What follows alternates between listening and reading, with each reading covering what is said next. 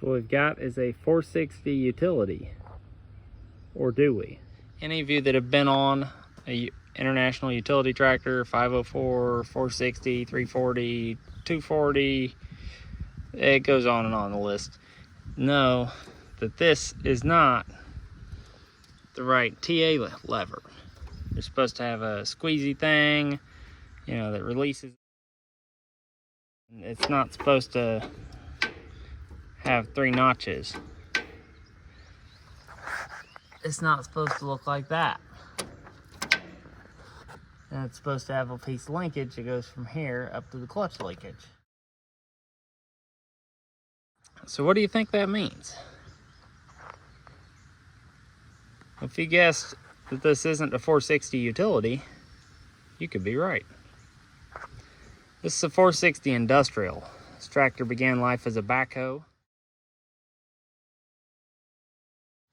I have decent evidence of that. And the main thing of that is that this is a shuttle transmission, not a TA. So instead of having a high-low power shift of your typical TA, this, when you pull this back, you go backwards. So from what I was reading in the parts book and in the service manual, you go 25%, well 26.7 or some percent faster in reverse. The main thing is you just mash your clutch pedal, jerk it back, let up, and you're going backwards, you know.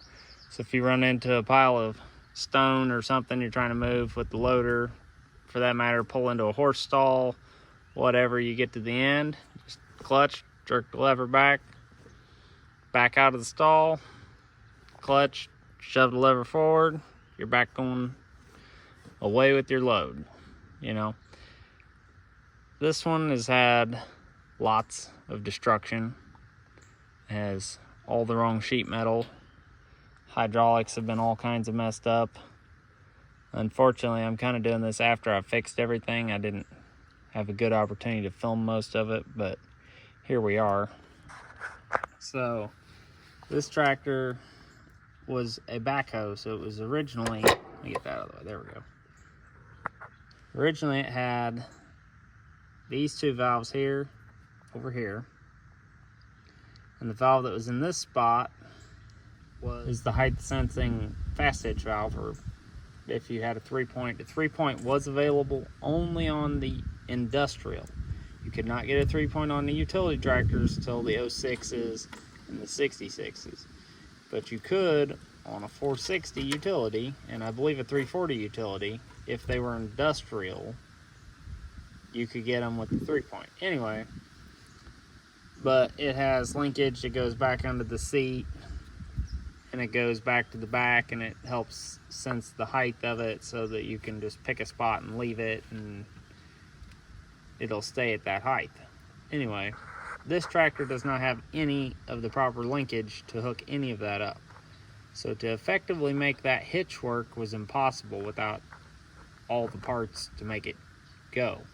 And as you can see on this here, we only have the stuff here for 2 remotes. We don't have the 3rd lever that has the push button deal to hold it in place. And it's got a height stop and a bunch of other stuff. Anyway, so somebody decided it's a great idea to weld these wrenches on here instead of using these up here. They wanted to use these here. It's a pain in the rear. Anyway, this valve I got off a parts tractor I had. This one's actually off a 400 diesel. If you've seen my videos on that, you'll know that I swiped that from that tractor just to see if we could make all this work. So this valve over here was being used for the up and down on the loader, and it has some very weird, suspicious stuff about it. It doesn't function right. Somebody else has been inside it 2 or 3 times. I've been inside it 2 or 3 times. It just doesn't quite function right. So the idea is to put that where it can't 100% be a problem. It short strokes sometimes, so Like you can see how far this one goes up. Sometimes this one, see that one, it does at that time, but sometimes you can only get it to go about there, not there. And so something's getting bound up inside of it. It just doesn't quite want to function correctly. There's a roll pin you have to drive out, and in my current location I had no drill, no power to run a drill, and I couldn't get the roll pin out. I mushroomed the end of it up, it wouldn't move. I ground the end of it down, tried to drive it out that way. That didn't work, so it's gonna have to be drilled out. And so I eventually came up to the conclusion of we were just gonna ignore it and put it over there where it can't do any harm. It's honestly just for what I was wanting. It was just a placeholder so I could get these two working, so I could get the loader operable, because that was the problem, was we had curl but we had no up and down. So now this valve works perfect, this valve works perfect, and that one works 75% of the time. So we've officially got the hydraulics fixed. The orifice, if you've ever been inside of these pressure regulators, they have it's a pilot pressure system.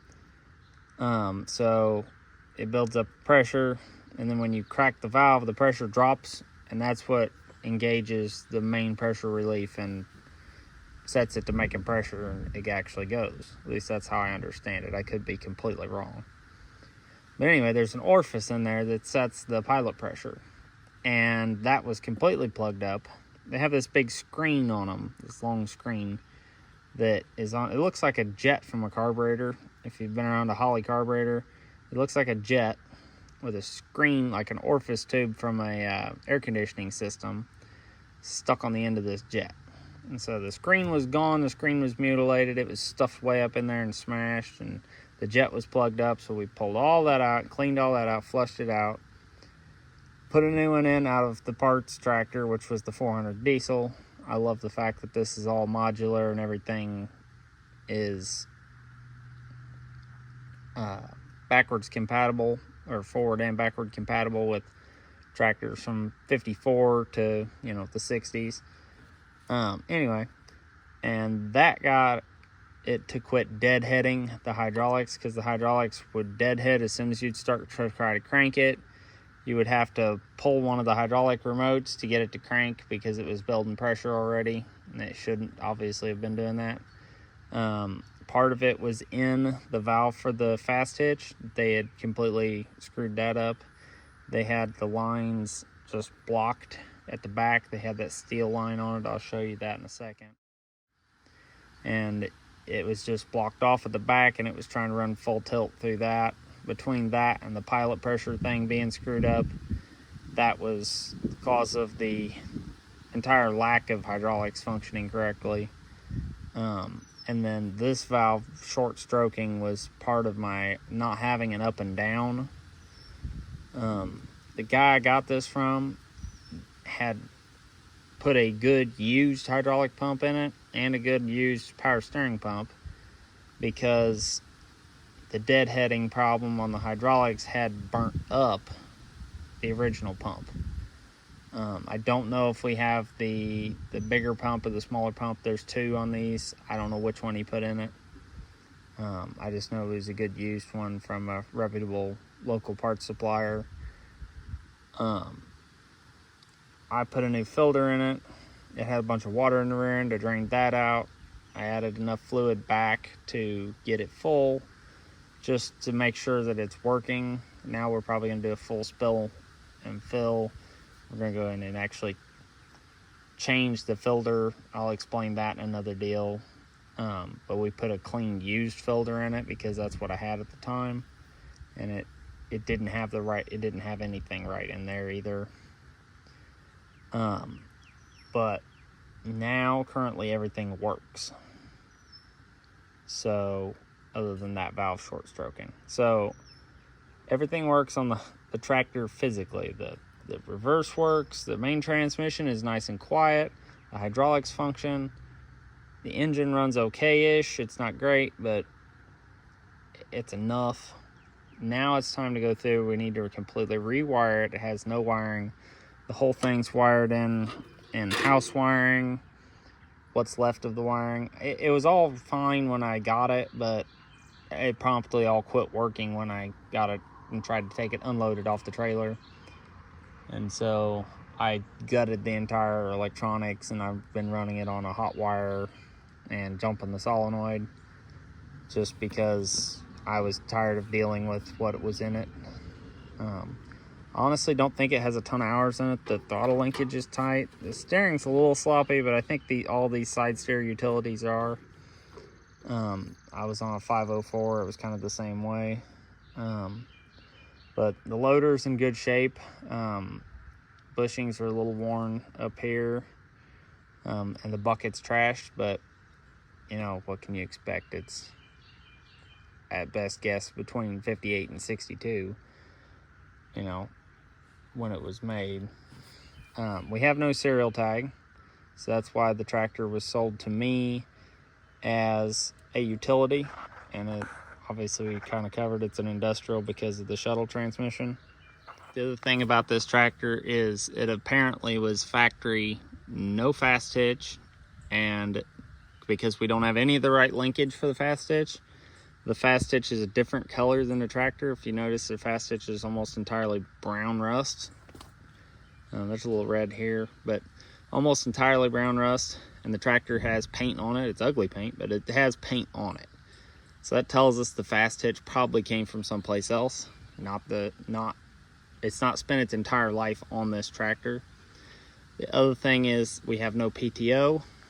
So no PTO, no fast hitch. The only other option really would have been to have had this as a backhoe. So that is the story that came with this tractor, that it began life as a hoe, and then someone tried to convert it back to an ag tractor. That would make sense from what I see. But, you know, if you got other ideas, let me know. They did give me a PTO for it. I also have a PTO off a 560 parts tractor, which I think is mildly interchangeable within reason. I think they're very similar. You'd be surprised how much interchanges. But this PTO that came with it is brown like the hitch. It's just rust. Unlike the PTO block off, which appears to be the same color as the tractor. Apparently the PTO has a bad seal, so we're gonna have to fix that. That's why they had it on the tractor at one point, and they took it back off because it was leaking so badly that they could not function. And there's evidence of that. The top plate has been off the rear end. If this indeed never had a PTO from factory, it would not have had all of the stuff inside the transmission for the PTO. Obviously there's a shaft that goes up in there, but even on whatever the shaft locks into would have been missing up there too. Speculatively, we're not really sure how much would not have been there inside it, because there's not a lot of information out there on these, and the parts book barely skims over this, and it same with the service manual. It just kind of skims over the hydraulics and the PTOs and stuff on the backhoes. Missing all the linkage that goes right up in here that controls the draft. This is off 560 row crop, but it's pretty much the same. We're missing this long bar that goes here and this big handle. We're missing that off of that. There's our PTO linkage. That's the evidence that it's had a PTO on it at some point. You can see how it's a completely different color than everything around it. This is kind of, but that bracket might have been on there. Even with the backhoe, it may have just been part of the fender base and stuff. The lever, again, is pretty well brown. Air intake tube is missing. We've got a piece of exhaust pipe and some radiator hose. That pipe would come over to here, and then we would have a tube that comes up, goes into this right here. It would come out of that tube there, come up to here, and then it would come up above right here, and there'd be a little filter here, like a pre-cleaner. So part of the reason I got this tractor, even though it was a complete basket case, nothing functioned correctly, I mean, it barely was able to load itself on the trailer, was we have like new front rims And then we have pretty decent tread tires. They got a little cracking in the sidewalls, but I mean, it's a loader tractor. They're going to get abused. We're probably going to have to replace them. And then same on the back. We have almost perfectly new rear rims. We got these big 14.928s on the back. They've got tons of tread. Yeah, you can see they got tons of tread. They're not rotten. They're good tires. And for what I got the tractor for, this is, I mean, we basically got the tires for free. I mean, it really was a pretty good deal. He was happy to be rid of it because it was a big pain in the rear for him, and I was happy to trade for it because now that it all functions, this will be a huge help around here. Another reason that we have evidence of the backhoe being on it is this is your main pressure line for the hydraulic valve bank. Comes off the pump. If this had been a factory utility tractor, you would have either a hard line that would come up here or maybe a big soft line. I don't know for sure. I haven't looked at the parts book. But you wouldn't have all these galvanized fittings stacked in here, and then there's soft line and then more galvanized fittings. There would have, but on the backhoe, this makes sense because there would have been a T and a priority valve probably that would have run back to the hoe rig to feed the hoe rig directly, because the hoe rig wouldn't have been fed off of this valve bank. It would have had its own valve bank. We're missing all of the sheet metal, all the white side skirting. It's completely gone. We have a spin-on conversion, which is nice, because who wouldn't rather have a spin-on than a cartridge? And then I believe it has a Pertronics unit in it. That's what I've come to believe. I don't know that for sure. We're missing our tack cable. We need to run a cable up to tack. It appears to have a brand new tack in it, or a never used tack, because our hour meter reads 5 zeros. It appears to have all new gauges as well. They appear to be old, but they appear to be nice. They're all matching Borg Warner electronic gauges. So I expect to hopefully be able to get those to work with when we rewire it. So there's our bucket. It's completely rusted out. You can see it's been patched up here in the front completely, and now the back of it's gone. It is what it is. It's an old bucket. It's probably bigger than the tractor really needs anyway. It's not that powerful of a tractor. Front sheet metal is pretty well completely trashed, and this is not the right sheet metal. I'll insert a picture of the right sheet metal now. Definitely gonna be getting rid of this seat. I don't know what this seat's off of, but it's not for this, and I'm already fed up with it. I want to move up and back a little bit more. I'm not sure where the battery's supposed to be, but I know it doesn't go there. I think we're gonna put it right here behind the seat. Seems like a good place to put it, but you know, we'll see. Okay, so we got this all plumbed up here. This is obviously just makeshift just to see if it works, and it does work. Kind of. The valve is short stroking, so you can't get full stroke out of the valve, so it bypasses and growls and deadheads and stuff if you don't get it right, but you can kind of force it and it goes, and then it works fine. I'm not entirely sure what that's about. I really probably need to take that spool back apart on that, but it really didn't want to come apart in the first place because of that roll pin. So we may just find a replacement, rebuild it, and then go from there.